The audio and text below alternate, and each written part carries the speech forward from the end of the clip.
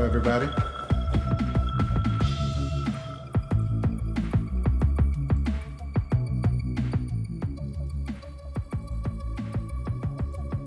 Just getting set up for a little stream. Got some nice Jupiter up in view.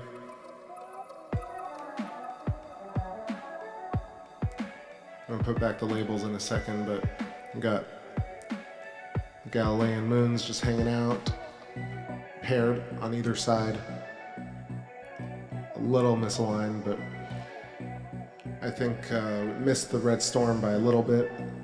Stellarium said it was there, but it's definitely not there, sadly. But yeah, just doing a quick one tonight. Hope y'all are doing well. What up, Super Must See? What's up, Genghis? How's it going? Man, I've had crazy allergies today, just reacting to the heat. Could have just been listening to all these crazy documentaries. I've been going deep into listening to Eric P. Dollard, and I'm embarrassed to admit that I don't think I thought I kind of watched enough of it, and I thought I had that whole thing understood, but I really didn't, and so I spent really a bunch of time going in that, and I think I'm going to spend the next year or the rest of my life going through the rest of those works, because that guy is just unbelievable. So if you haven't checked out Eric P. Dollard, it's the guy that Ken Wheeler, Theoria Apophysis, talks about all the time. And for some reason I just misplaced him or kind of, I guess, yeah, better late than never. Unbelievable lectures and information. Got me thinking about a lot of different things.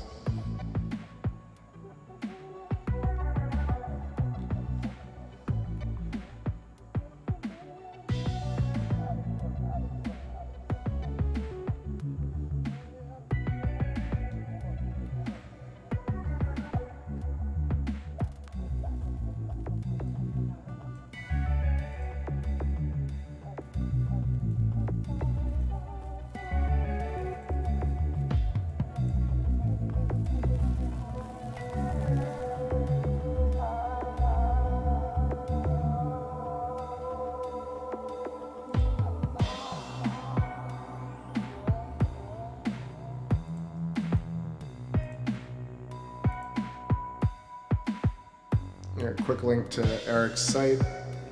Guy's getting a bit older, but now he's getting a little bit of funding, and I don't even think I can scratch the surface of what he was talking about, but it includes a lot of like on the edge of conspiracy discussion, but also from a really knowledgeable standpoint.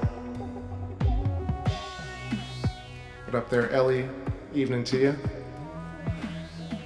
So I was just kind of starting to get off onto a rant about Eric P. Dollard, and just very quickly admitting that I should have discussed him more, and especially in the context of, you know, plasma cosmology and different views of the sun. So he talks a lot about this idea that the sun really siphons energy from another dimension, and how the black hole sun is really the eye, and there's some correlation between the eye's breathing in the solar wind. There are thoughts about, you know, the whole 5G network and how we're all connected to microwave radiation. So it kind of fringes a little bit on, you know, catastrophism and the end of the world type theories, but from a very logical Terence McKenna-ish standpoint. It doesn't talk a lot about planetary or astronomy in kind of detail, which is what I was looking for, but it definitely creates this concept of, it really goes deep into field theory, a lot of the stuff that Ken Wheeler talks about. And they were actually at a conference, that's the conference that Ken was going to last year in Idaho, which was put on by this other cat, Aaron, I want to find this guy. So I'm going to talk a little bit, I hope it doesn't offend anybody, but I think this is really interesting, and I want to make sure I don't veer off into like super deep dark conspiracy world, but also just show people some of this information. So I dropped in the link to Eric P. Dollard, and I'm just going to find this. I think it's Aaron Murakami, but maybe I'm just mixing up names. it is. Where can we?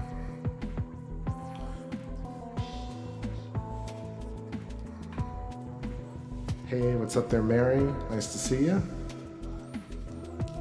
Just dropping some links in here. If you let me know if you got the link earlier for the Eric P. Dollard stuff, but this is Aaron's channel. And Aaron conducts a lot of interviews, experiments. He's kind of gotten a whole bunch of people together in a completely different way than the Electric Universe and Thunderbolts Project have. It's very interesting that they almost don't even talk about Thunderbolts Project. I find it really fascinating. I'm just going to go right into it, that all these people don't really communicate, but at some, you know, they have converged to a certain degree, where you have, you know, the Electric View, which is a small channel, and that has like Eugene Bagachov on it from the Thunderbolts Project. And then, for example, this whole thing with Ken Wheeler going to the Idaho convention and talking about his ideas, you know, using the ferrocell and how we transverse fields and longitudinal waves that create in the dielectric field or dielectric medium, the ether. A lot of anti-Einsteinian principles, but you know, I've always found that stuff fascinating.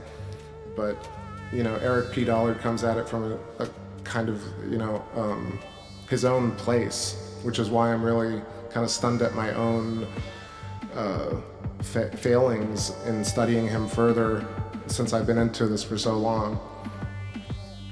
But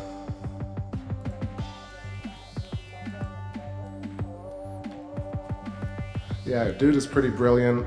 Tries to also not be like a fear porn speaker, but really talks about some very kind of slightly scary issues that we face in our current times, but also talks about how, you know, we're sitting on brilliant technology and we just gotta, let me see, I'm mixing up a lot of different concepts, but I watched, like, you know, a whole bunch of videos today. I haven't done that kind of a deep dive in a while.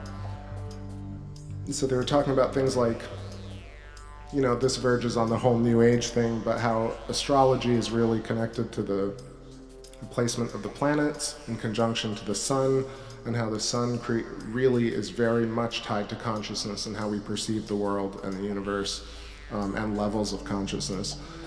And so that's I've always thought about that, and I like that idea. But the other factor is this whole idea of the awakening, or the evolution of mankind, and all this whole Drinvalo Melchizedek type of stuff. Like, that was kind of tied to the alien stuff, and I pulled away from it. But they also, you know, in the context of the solar radiation creating and affecting consciousness and reality, then you wonder if, you know, solar storms that, like microsolar novas, happen every 10,000 years or so, resetting or evolving our DNA, for example. And, you know, I normally would kind of, I don't want to say scoff, I'm not closed-minded to those ideas, but I normally kind of move away from that because there's not a lot of, it's hard to go into that without really jumping off into the deep diving board and into the deep end of the pool with that, but I guess today I did that a little bit. What's going on, Light Moon? What's happening, Los Brooklyn? Good to see you. So they talk about, you know, so I guess this Idaho convention was a little bit like the Thunderbolts Electric Universe conference where they have a bunch of speakers go through. Ken Wheeler was there, Eric P. Dollard was there, among, you know, 6 or 7 others. And they kind of go through the same thing, and I didn't go in and pay for the whole thing because it has there are snippets of it. I kind of just stumbled across it, but I don't know, it seems like so much research that I have yet to do. It's like uncovered a whole new piece of the puzzle. Well, one, because he translates, you know, the kind of story of Tesla in a really fascinating way. And especially he talks about Oliver Heaviside and Maxwell and T. Townsend Brown, and he talks about, who else? Steinmetz. He talks about the stuff that Ken Wheeler talks about, but from a completely different vantage point. And in fact, when you really see that conference stuff, you'll see that Ken, who I've always admired, at least on that scientific, just like his standpoint and his understanding is really deep. So I've always admired that about him. But yeah, the way he talks about Eric P. Dollard is, you know, it's the giants that the giants admire in a way. What up, Justin T? How's it going?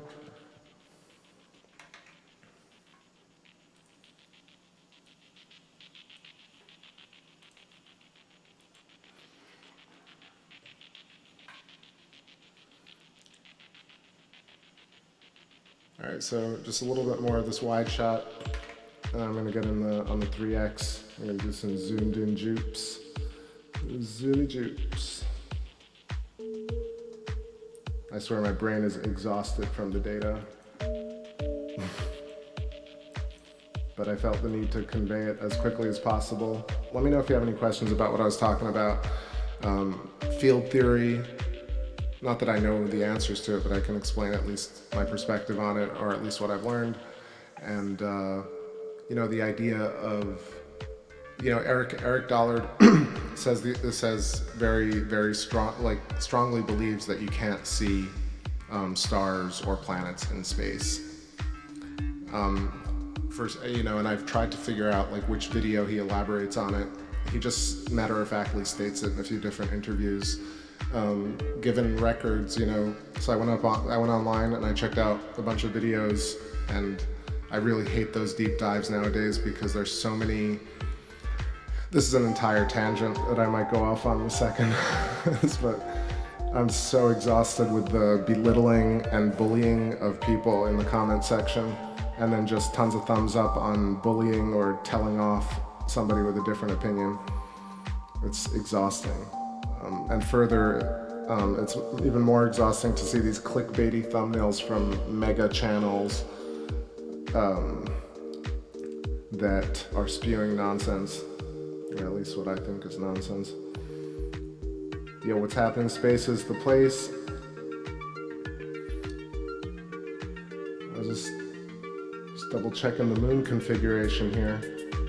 I want to say it's Callisto, Ganymede on the bottom left, and then top right is Europa, and then Io, and then Jupiter, working backwards.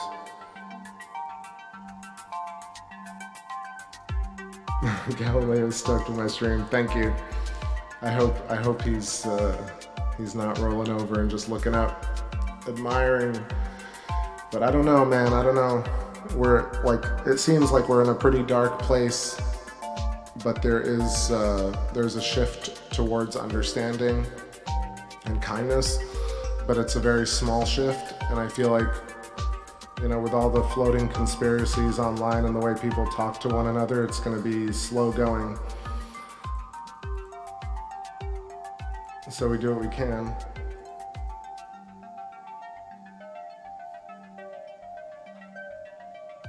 What's happening, Nancy? Nice to see you. Welcome. Mary says, how much bigger are Jupe's moons to ours? So I checked this out yesterday, and I'll get you exact numbers on it. But I want to say Europa and Io are almost like maybe a quarter or a third of the size of our moon. Jupiter's moon sizes.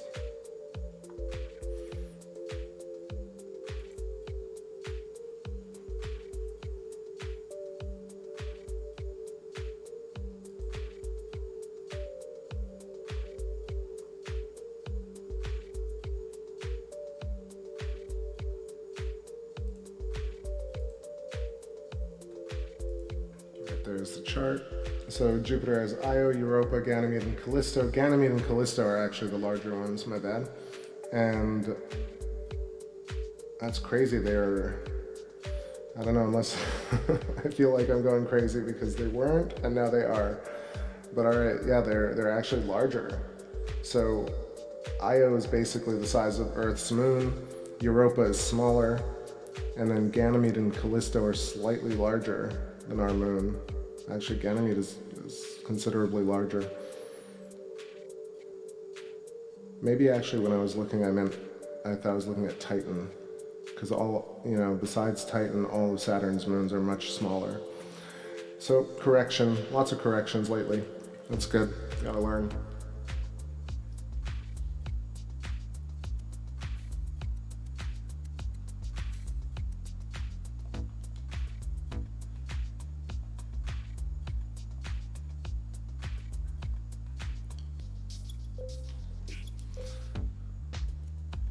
space is the place if you're talking about that whole kind of consciousness shift.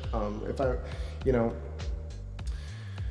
it feels like something, you know, that light or energy or power, even they were talking about this whole idea of, you know, we are a little bit confused because we do have all these labels for things like energy, for example, and considering, you know, Dollard was talking about like how Tesla was actually moving on to the concept of power instead of energy. But the point is that it really feels like the sun and thereby also the moon in a way could control some sort of connection to human existence. And so it wouldn't be really out of the ordinary for like a massive solar flare to happen and affect consciousness on Earth. That's really it's as simple as that. I mean, everything we do, taste, feel, smell, etc., is based on some sort of propagation of waves or electric particles, or or perturbations in the dielectric medium in the field. So not that I don't know the exact answer, so I'm always kind of hedging what I'm saying, but I'm really trying to visualize this, and it really makes sense if we're tied to the sun in that way, and then you kind of bring in a little bit of, you know, metaphysics to the physics part of it, because all math, you know, free will and consciousness is taken out of math, and so math is really just ends up being numbers and simulations, but you really lose sight of what consciousness and how that affects the reality that you're actually looking at.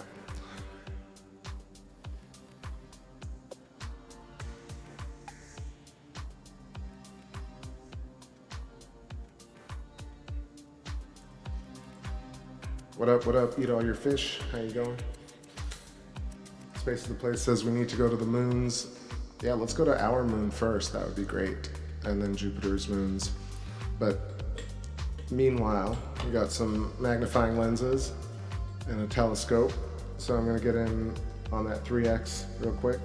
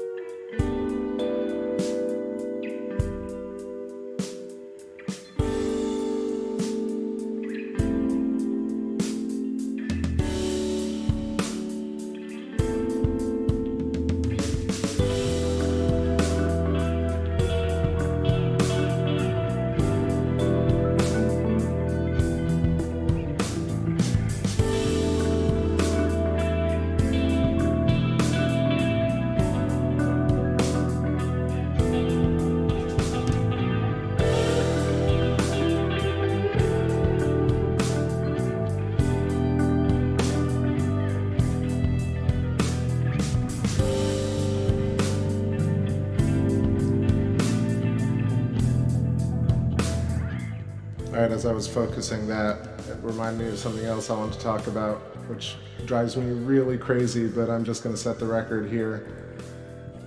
Yo, thanks Daniel. I'll put this back in a bit. Just let me run through some thoughts. I got the 3X Barlow in the telescope right now. So I got the CPC 11 scope, which is a f10. You add the 3X, that makes it 30F. Basically it makes it very, very hard to get light in, right? It's much dimmer. So you got to bust up the gain on the camera, and you have the ISO, you have the aperture and the ISO. So the aperture is how fast the shutter is, and then the ISO is basically the signal to noise, like how much you amplify the light coming in. So what I'd like to show on screen right now is Jupiter with detail and a moon in sight. And so granted, Jupiter's moons are very bright, but it's this really, I'm actually talking backwards, but really what I was talking about is this whole idea that can you see stars in space? And so there are a ton of videos today that I went through, and it just drives me crazy that people are like, well, you don't know how to use a camera, and you don't understand that all pictures taken in space, you know, you can't expose planets and or like stars together in the same frame because you're idiots. And so I really despise that language. I think it's just so belittling and bullying to people who have valid questions as to like why you can't see, you know, billions and trillions of stars in every picture of space, given the level of technological gear. I think it's a super valid question. I think it's something that should be discussed regularly, and it could be proven ultimately if there was some sort of logical debate about it in the Popsci culture, but there absolutely isn't. It's just a belittling, assholic behavior. You know, I understand the knee-jerk reaction to people who believe in certain theories, but talking to one another like people are less or better or smarter just because they believe one theory about science that they agree with a TV personality about is absolutely incredible and offensive in a way. And so I'm here to just tell you and show you accurately that you can not only expose planetary objects from Earth and also see stars and or planets, moons, at the same time. So granted, you know, you're not going to have the camera in space exposed. Like if you're outside, let's say you're outside of Earth. I know a lot of people don't believe you can go into space, but let's say you can. Let's say there's very high level technology that's been around for a long time and humans can go into space. The pictures that are taken in space should be able to take not only all the stars, but also clear shots of the planets, and also semi-good shots of the planets with stars in the background without any problem at all by adjusting the camera ever so slightly. And this is me doing that exact action, which is so ridiculous to me that they talk about it, but none of the people who bully viewers who are researching stuff and they tell them blah, blah, blah, blah, blah, and you can't do it and you can't do it, have never used a camera, and they're just using other people's gear or other, you know, Popsci references. But this is actual telescope, actual camera gear. This is lowering the ISO, so you get very good detail on Jupiter. But even with very low ISO, you can even see a faint Europa at the top, right? Is it Europa? I forgot where we're at. Sorry, just got a little distracted. I know it's Callisto, Ganymede, Io, Europa. Yeah, so you can even now you can see a tiny bit of Io with a very clear, clear. When I mean clear, it means very low light, which means a lot more detail on the planetary surface. We've done it with the moon. I've done it with the moon a zillion times. Further, you can take pictures of planets during the day.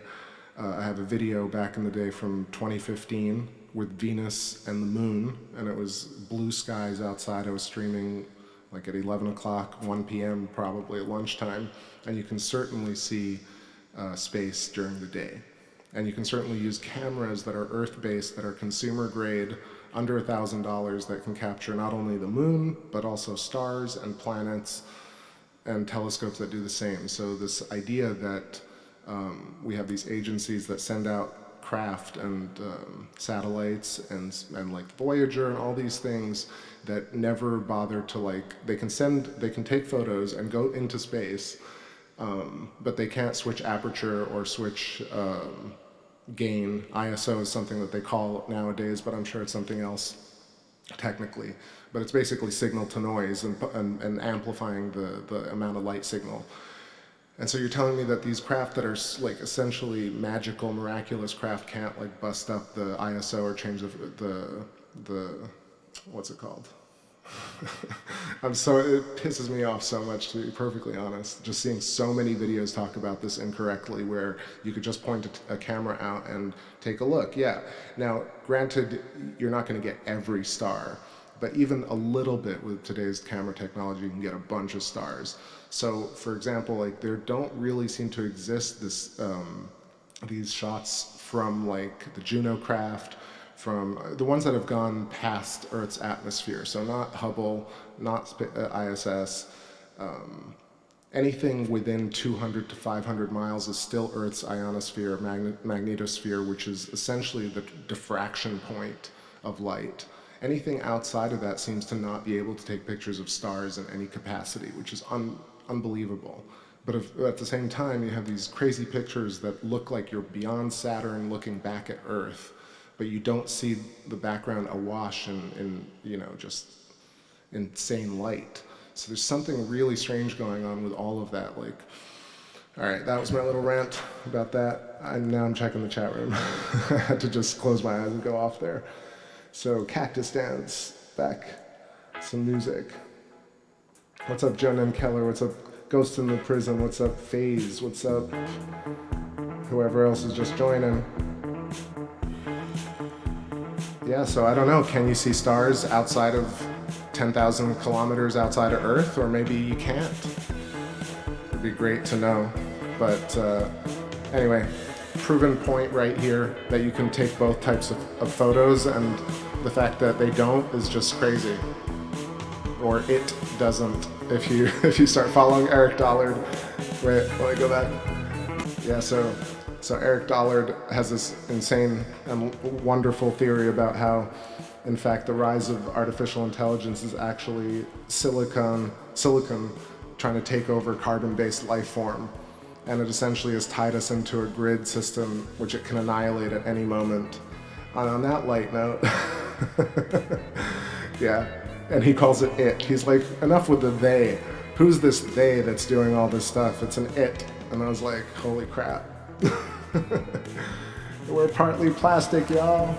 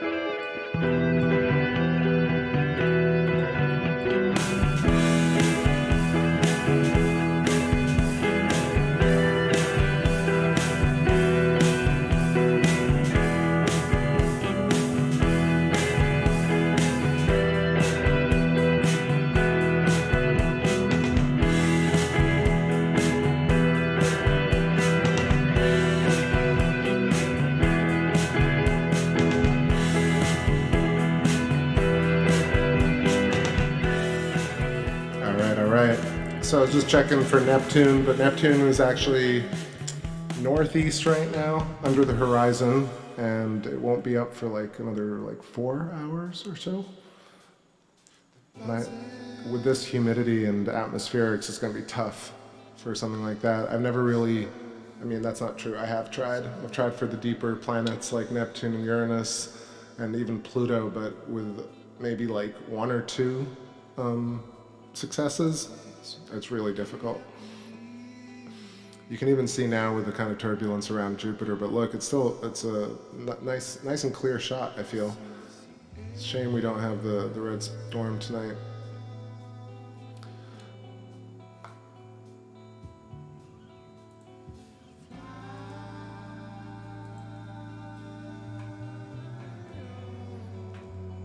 What up, Mr. Nice Guy? Says Europa has octopuses on it.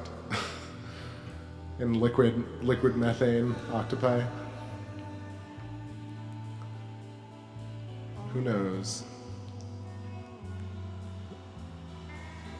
But so it's really fascinating thinking about the nature of a black hole sun.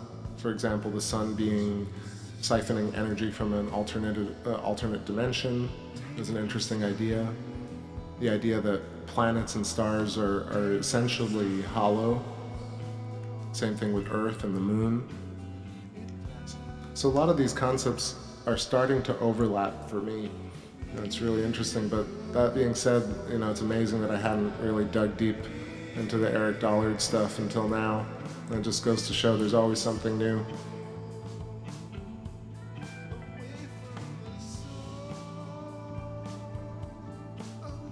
Yeah, hit that 4K if you can. What's up, Mojello? Mojello, please.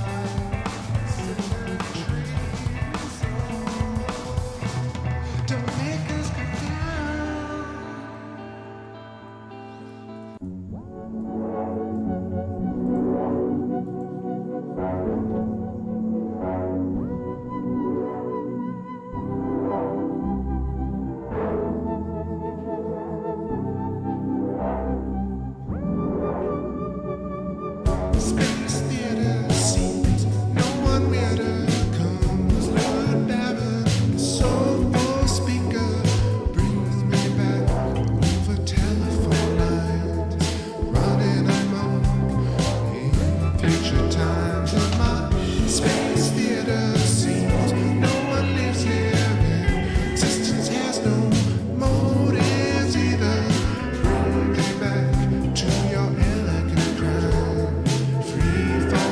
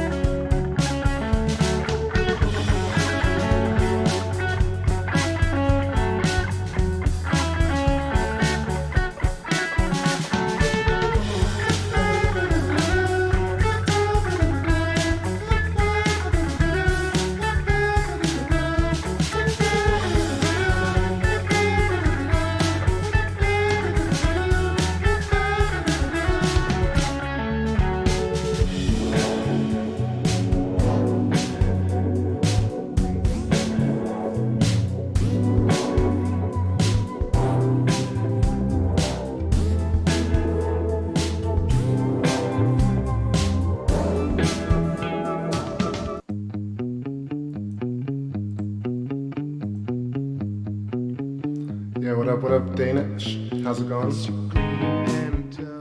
Yeah, it's definitely live right now. Just playing some pre-recorded tunes, but the view is live and the chat's live, so let me know if you have any questions. Check out the description and some of the older videos if you're new.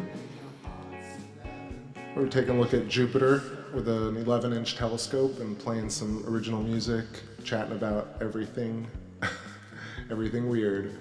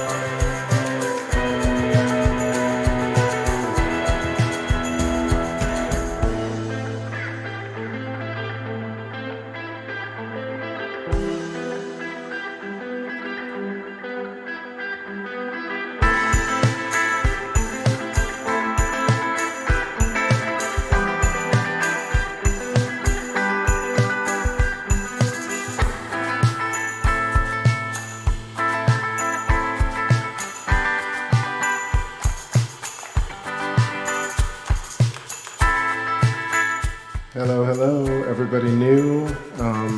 What's up there, Mary Shad, just joining. Hello, hello from Dayton. I was going to say what's up to Jonan Kettler. I said hi. What's up, Morgello? I said what's up. It was Rusted Soul. How's it going, Rusted Soul? Mustard Soul. Rusted Soul. Lovely. Welcome.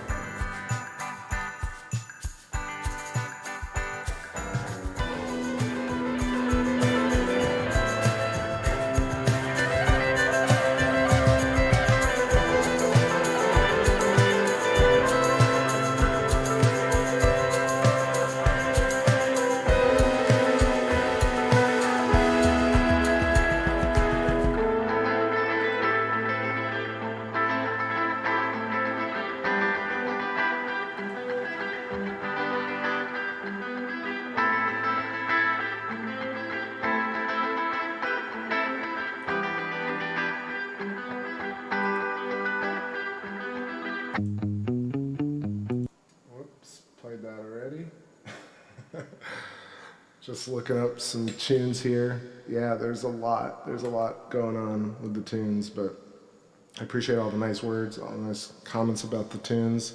Lots of works in progress lately.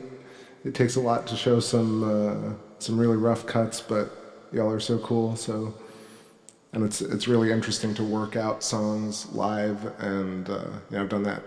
Like once the moon cycle comes back, I'll be playing some live guitar. Right now, keeping Jupiter in view is occupying the hands. But I'm looking for some tunes that I have not played before, but they might be a little older. Let's see.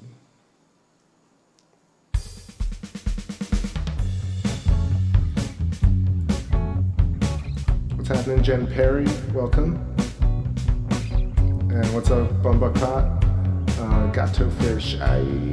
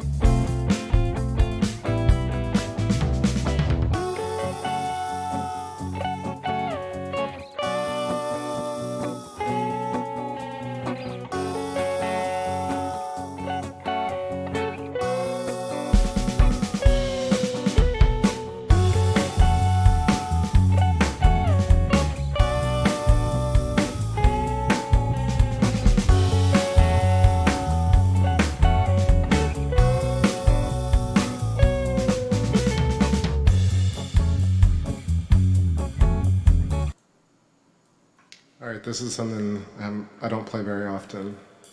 A bit more of a composed piece.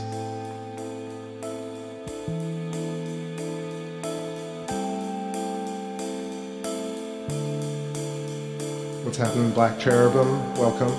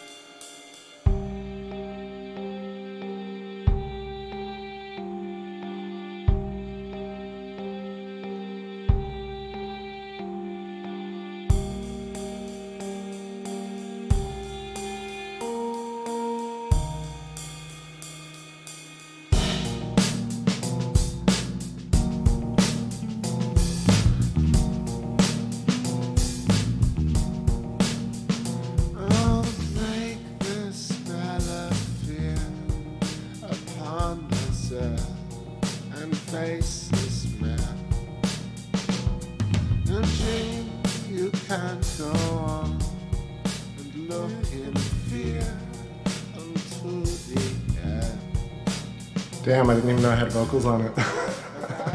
Came out of nowhere. I made no reservation. I have no hesitation. No flowers blooming battlefields. I called you on the phone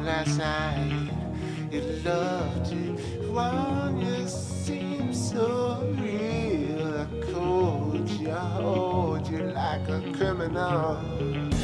No flowers bloom on battlefields. I loved you when you used to comb my eyes. The crown is through and shattered news. They hold it down like a criminal. Lives of who the colored hues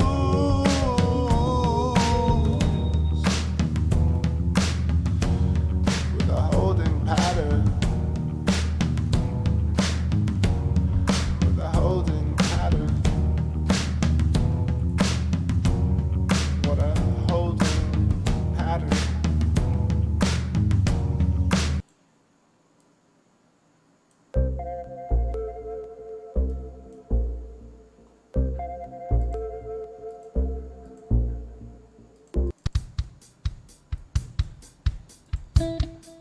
Digging deep on some old demos. That was a weird one.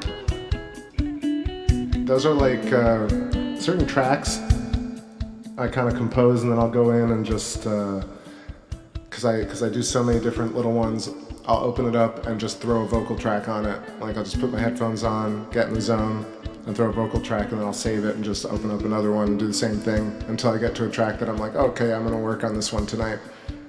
But that, for example, is like one where I was just like, I threw a vocal track on it, recorded it, like bounced it, and then forgot about it. It comes up and you're like, wait, did I really sing all that stuff? Super weird.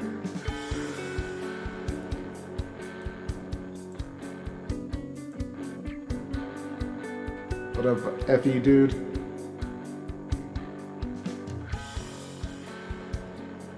So I got a nice wide shot of Jupiter here. Io and Europa to the top, Callisto and Ganymede to the bottom left.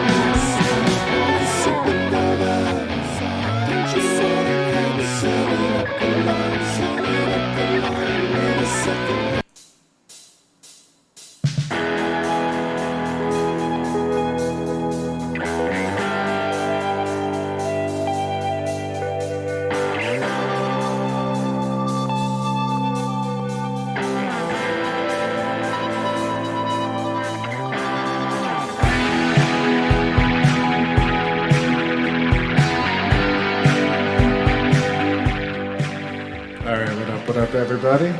Just jumping back here for a sec. I see Rockstar just joined up. How you doing? Why does my voice echo? Because I guess I'm coming at you through a software program that has a little bit of reverb on it, or maybe a little too much reverb on it, but that's probably why. Let's see. So just playing some deep cut tracks, got some Jupiter going on, and I want to hop in and talk about just how crazy the world we live in is, and also how amazing it really is, and that we get to do this is never lost on me. It's always, I don't want to say a blessing, but it's an incredible serendipitous event. It's always exhilarating. It like gets me really pumped, even when I'm tired. Just being on here, having this shot of one of our planets, and just sharing some good vibes and love and all that kind of, I don't know, sweet stuff. We've had enough like anger and belittling and bullying on YouTube and the world, for that matter. And it's time to just like for everybody, I think I'm taking my responsibility of just being nicer, kinder, and more consistent about it, even if we're all suffering, because you know, without suffering we got no art, and that's fine. But it doesn't mean we should be mean to other people. See far too much of that on YouTube.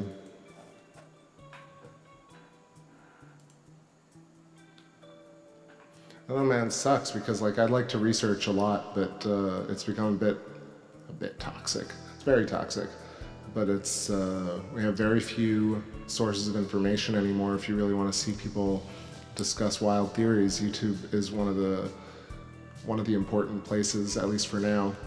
But it really has us kind of glued to the computer, which, as I was saying earlier, is this fascinating idea of silicon taking over, or silicates taking over carbon-based life forms. And this interesting, like the machines have already kind of are an entity in a way. And maybe that's why things feel so weird. But I think as long as we're here, I don't want to take it with a grain of salt. It's important to take it seriously, but to also just spread good energy as much as possible, whenever possible, even if it's really difficult.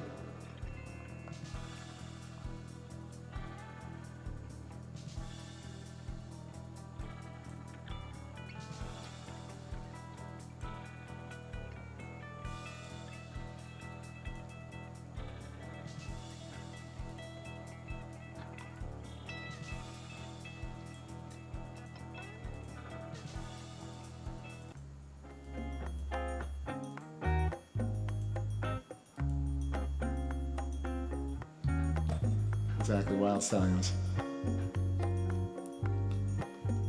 I don't know. It's stuff like, for example, here I'm gonna reveal kind of like what a spoiler I feel like sometimes, but for example, like the whole kind of fiendishness behind John Wick, right?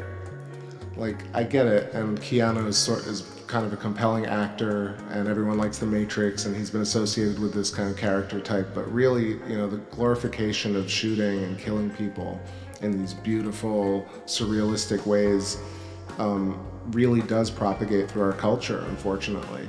And even if it's something where you have kind of this idea of like, well, everything should exist, we should allow people to make films about anything. I agree. At the same time, though, you have to recognize when you've had too much of something, otherwise you can get sick. And so it's a little bit like that, but it's hard to spoil that quote-unquote fun for people by being a downer about our like, for example, Game of Thrones or whatever. But to be perfectly honest, I've started to, it's the same way I feel. Let me see what we got in the chat room. What's up, Fantasy Ecstasy? How you doing, bud? I was just about to say something about like how like I absolutely don't vote, and I'm proud of it, and I do it intentionally because it's the next thing to do after you voted and it fails. You start learning, And so I feel it's the same sort of thing with the conviction of, spreading good energy, creating the mindset that you want, putting it in, visualizing success and visualizing detail is the way to actually make things change. And so in a way, like when you really understand that Hollywood, radio, TV, all this, and even books and magazines kind of all push the same type of message of, glorification of killing and cars and this whole culture, yet at the same time we want clean air and we want good health and we want to stop shootings, right? And so it's really taking upon each and every one of us to kind of, depending on who you think the powers that be are, if they are corporations, then they thrive on money and success. And so if one less person votes or one less person goes to a movie, then that affects the bottom line ultimately. And an educated and knowledgeable audience is the key to changing the content in a way. And so people, lots of people write me about getting this channel more successful, but I really feel like it's small groups of people that actually affect larger change. And so the 20 or so, 30 people who come to this stream, I always stand up for that concept of true understanding and passion about something versus this idea of 1 million people saw it but did nothing versus 20 people saw it and really gave a crap. So that's where I'm coming from. The stuff I was listening to today, the Eric Dollard lectures are fascinating, and I really recommend that for anybody who likes the electric universe stuff or just somebody who talks about fringe theory from a very logical and scientific standpoint. It's amazing to listen to, and I feel so stupid for being so late on him. But Eric P. Dollard and then Aaron Murakami, who is running the channel and the kind of conference, and kind of tying up that whole other side of the idea of plasma cosmology in terms of, what happened with Marconi and what happened with Tesla and Steinmetz and our radio towers and the electrical grid and the stuff that I stumbled across in the videos is kind of, definitely borders on, I don't want to say fear porn because the way he talks about it is very accurate and it is scary, but at the same time, there is some of that. So fair warning, but the rest of it where he talks about the entire kind of the come-ups of, just the whole early 19th century electrical movement and how it was kind of buried. And now we're living in this 200-year-old crazy world where we have to use fire for engines as opposed to using electricity.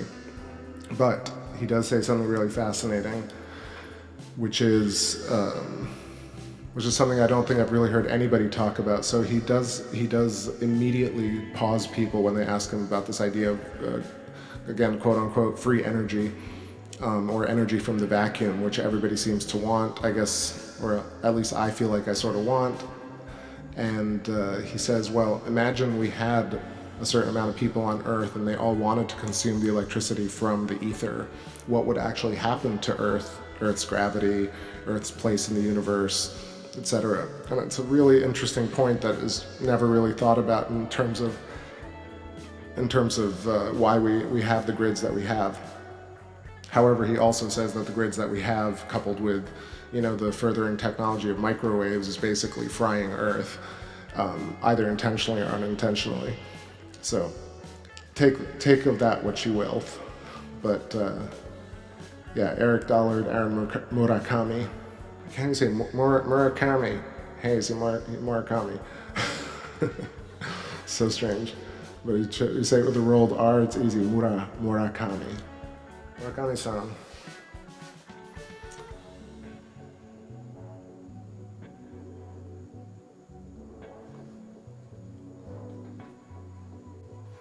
Hey, thank you, Ellie. I appreciate that.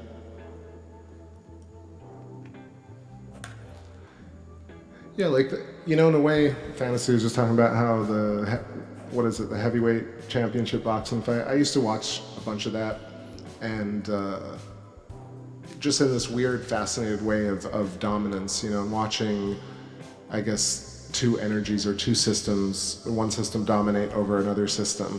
And while in some contexts it does kind of give you that dopamine kick, after a while it really starts to lose its kick. And in a way, that's why, you know, games get bloodier and bloodier, and movies get crazier and more hyper-realistic and stylized. Like, you see the evolution, for example, like I said, John Wick from 1 to 3, you know, and they have to keep upping the ante and keep making it crazier and crazier so that, but that's just really gruesome. Like, the idea of actually hurting somebody, or even hurting an animal or another person, is just so far out of the realm for most people.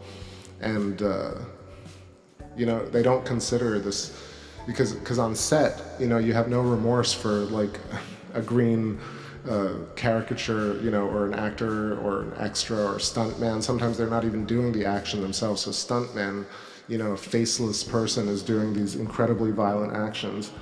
And so you dissociate the remorse and the absolute horror and the screaming of the person who gets hurt. And once you see that in real life, which some people have seen, it's a completely different thing. You can't really side with that person anymore.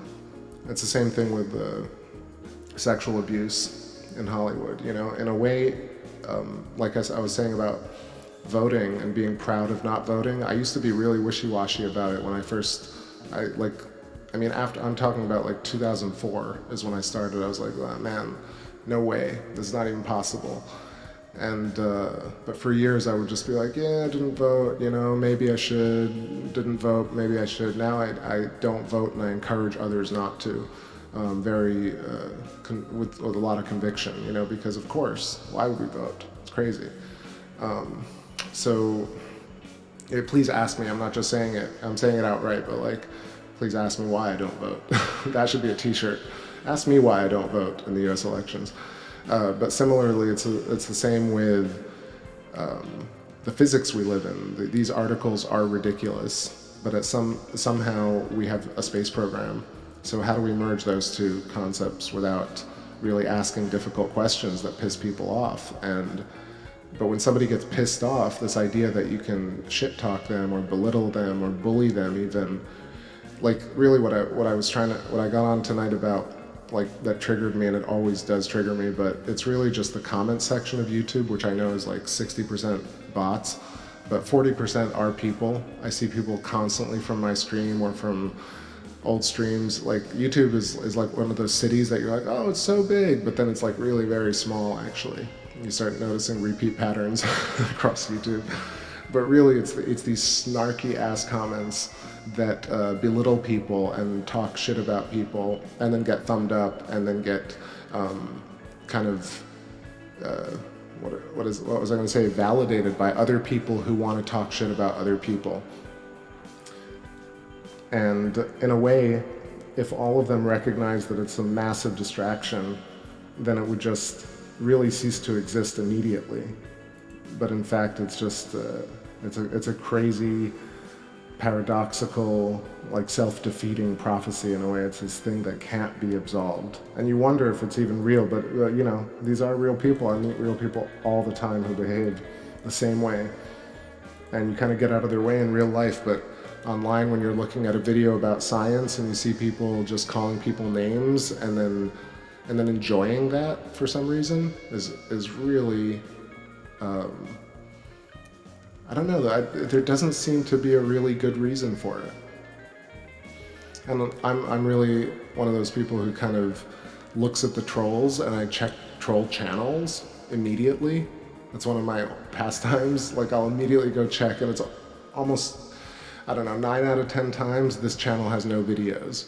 So it always does feel like it's a bit of a bot system, or like, you know, a generated room full of people doing this sort of work and keeping people on their toes and keeping people in that bully phase. Because I don't think, you know, in real life you meet very few. It's always just like one rotten apple, but even that rotten apple doesn't like immediately ruin the stew. You can always save the stew. That was a weird analogy. There's apples and stews, maybe. Sometimes. But you know what I'm saying? It's not very many people. It's the same thing with people who hurt animals or hurt other people. It's also very few in the context of things, but they have a massive effect.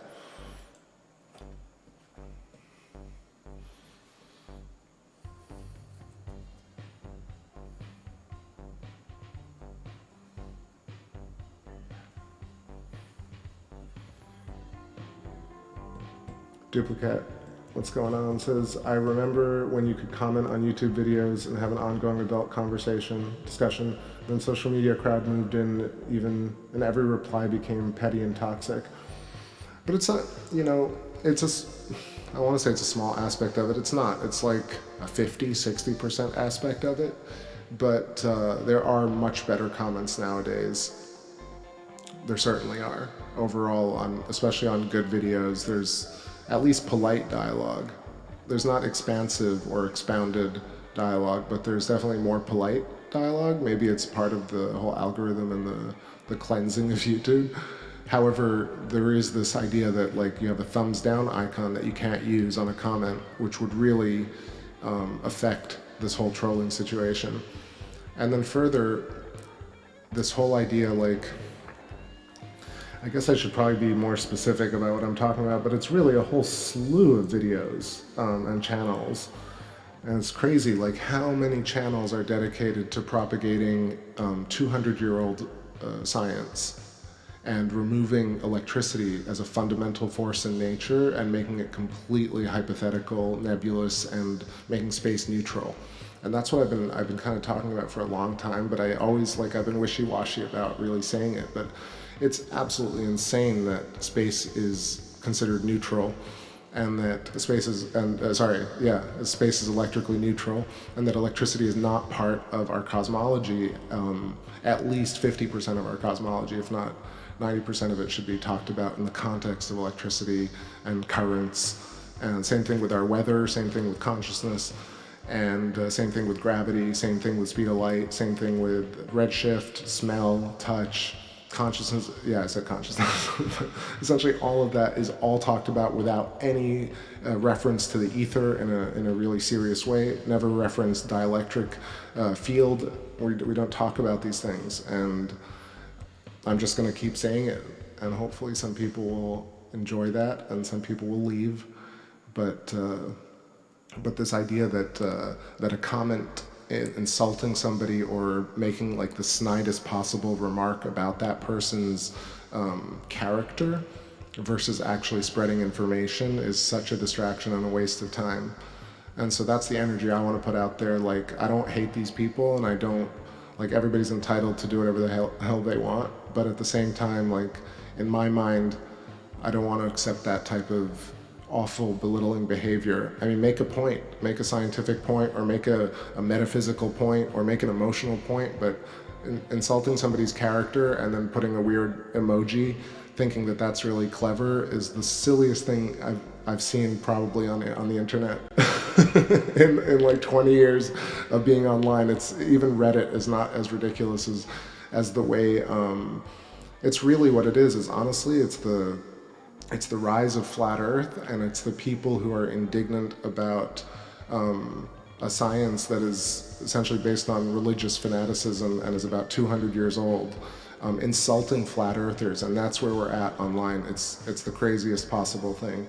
And now, because of the kind of I'm just going to say it because flat Earth is very enticing and it's marketed extremely well, that you have major networks, the Popsci networks, actually validating the flat Earth movement, and therefore creating like this very strong attachment to it as a concept, and therefore when belittled, it's very hard for flat earthers to not engage trolls or even just regular people who are indignant about public science and Popsci who love Carl Sagan. And it's really a difficult thing to see from a vantage point of wanting everybody like to get along. Like, I know that's just a very naive way to be, but I feel like if humanity has a chance, like if humanity even has a sliver of hope to not annihilate ourselves in the next like 10, 15 years, and not from climate change, from literally from EMF, like microwave radiation, how do you think we're ever going to detach from being online and not just melt into the, and not that I want to live forever, whatever. If I melt into the microcosm or macrocosm, does that really matter? But I don't want to go to that end without having tried to get people to kind of get along, That's the honest truth. I saw so many videos, so many chats like that. I've seen it for many years, but it's just like, it's such a distraction. And like, I don't think either side, I think in a way, like a lot of it is bots and a lot of it is fanaticism, but genuinely there are people who are like honest to God Popsci believers. They love Tony from Deep Sky and they love the Royal Astronomy stuff and they love vintage science and Veritasium and these channels. But as soon as you get out of that mindset and you go to any of those videos, 2-Minute Science, PBS, you name it. There's not a single channel. I mean, even Thunderbolts, like I said, like I always say, they're not the be-all, end-all because they have so many threads going. Any one of those threads could be expounded upon, and they could have guests, and they could have streams. Who knows if that's another layer of the mystery, you know? Especially listening to Eric Dollard, who's just been sitting around there. I've known about him.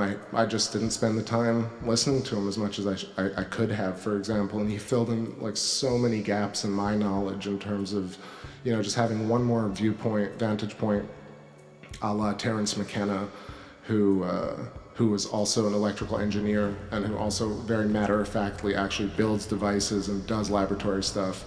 And it's just not, you know, and unless you really have the impetus to kind of get into it, then you don't do it.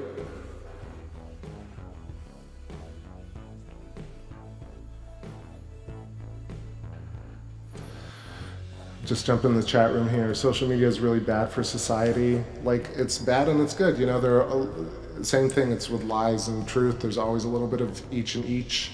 But social media addiction and bullying and that sort of stuff is something that each of us can all help in a little way by like propagating better ideas, thinking about it, maybe not accepting it in a mind zone, and then, you know, the impulse physicality of our minds and consciousness actually affects things.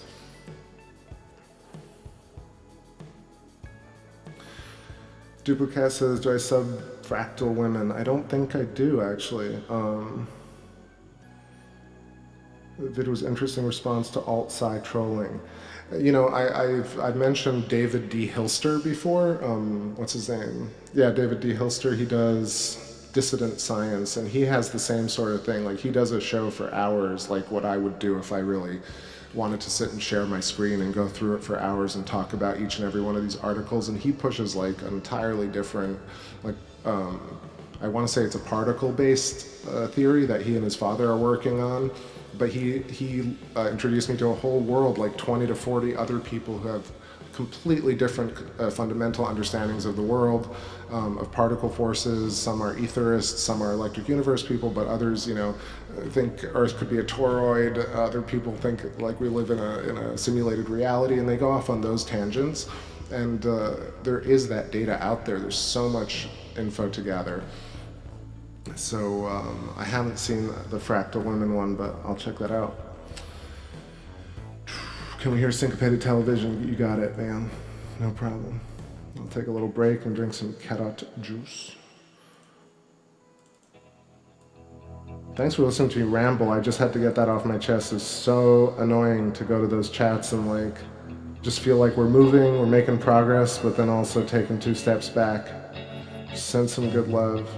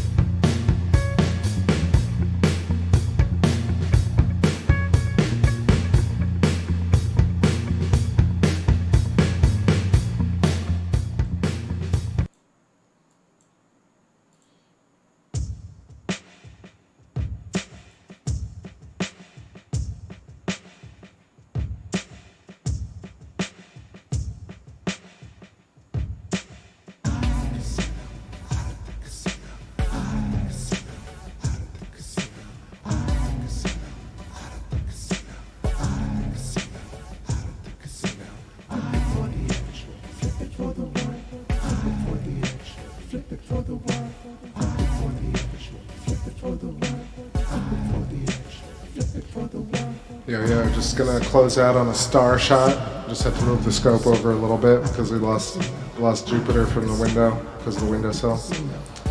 So just gonna double check what star this is.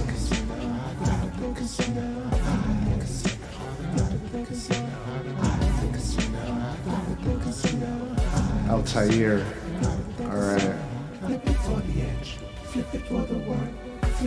And Tarazed.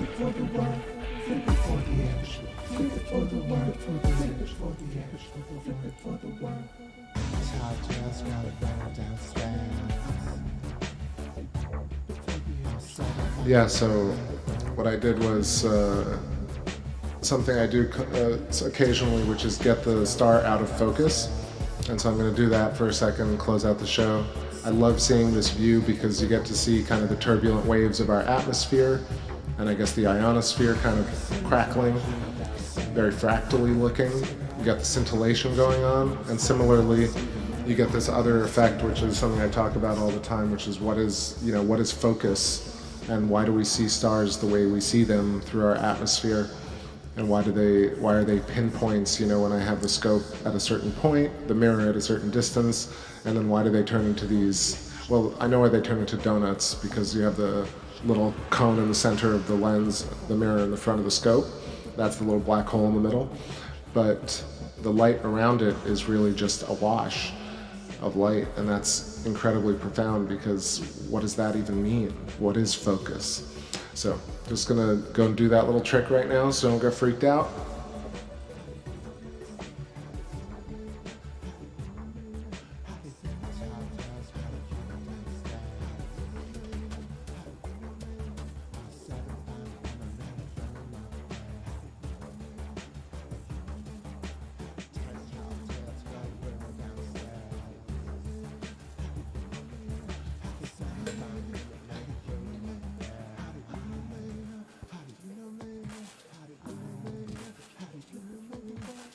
I'm pretty near the water, actually. I'm now like 15 minutes from the beach. Let's see, what would be a chromatic aberration? It sounds like it could be a creature from D&D. That's pretty funny. Chromatics are just like in guitar, it's like single steps between the notes. In colors, it's I guess shifts between the color values, and like you could say this is chromatically shifting the light variables around. But when I say that about the planet or moon, for example, it's that kind of blue and orange fringe that you see sometimes. So there's this little thing, so the star just hit the telephone cable and it's going to go past it. So right now the star Altair is defocused. Still got the 3x lens in there, and it's just about to hit this telephone cable, so it's getting this ripple effect. Very cool. And it's kind of interesting because essentially this is a very good shot of light kind of bending around these wires and still coming through in a way.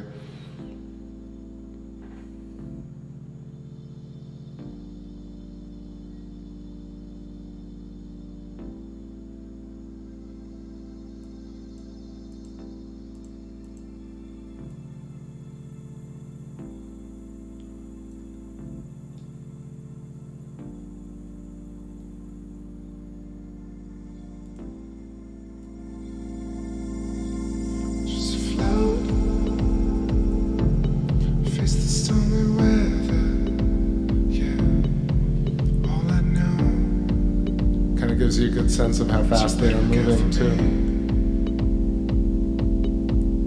When you float, you're falling like a feather, and everyone who knows you knows you knows you knows you knows you best.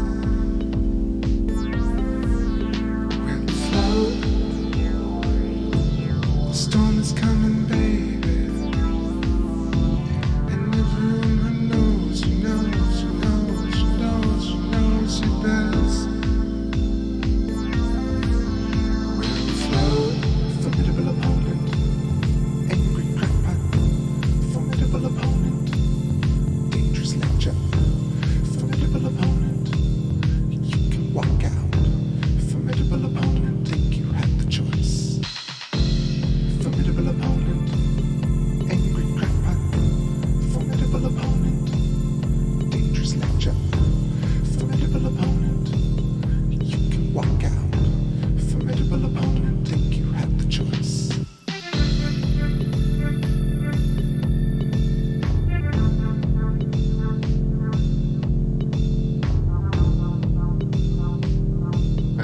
secondary power cable.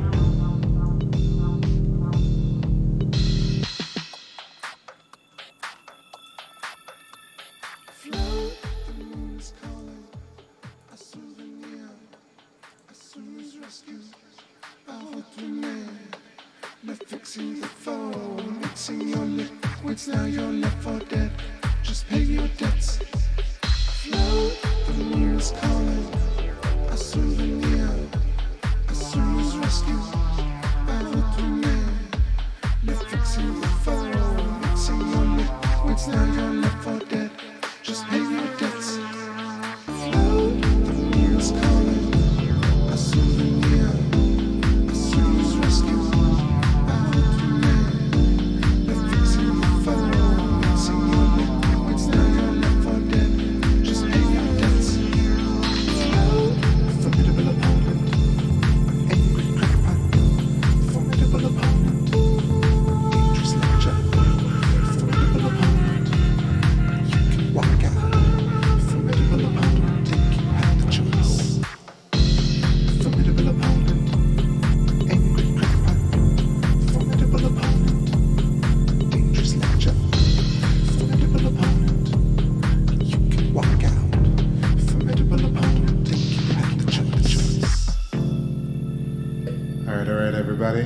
So have an excellent Saturday night, rest of your night. I'm going to play us out with this new one that I really am enjoying called Grown to Like You.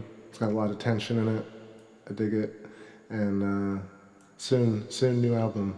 I wrote something new today, but I'm not playing it yet. I'm going to hold out on a couple of things. Thank you, Genghis Khan. Thanks to everybody. Thanks Jackie, Viz, Ellie, Mary, Justin, let's see, who else we got? Rockstar, Fantasy Jello, Duplicate, of course, and Light Moon, I see. Oh, Mr. Rojogo Bin, sorry I missed you, if you're still around. All right, let me know if you missed the shout out. All right. Grown to like you, and I'll catch you all very soon. Maybe in a while, you know. I think this has been a good cycle. Got a nice rant out, and go out there and I don't know, be nice to people, but also spread some good information if you can. Take a look at the Eric Dollard info, even if it's like a few minutes, and just see what you think about it. And then also take a look at Aaron Murakami's YouTube channel for some interesting stuff as well.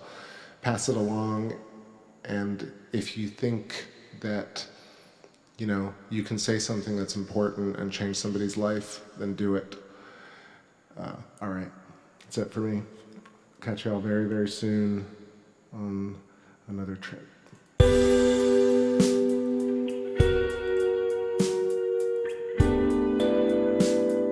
And eat all your fish.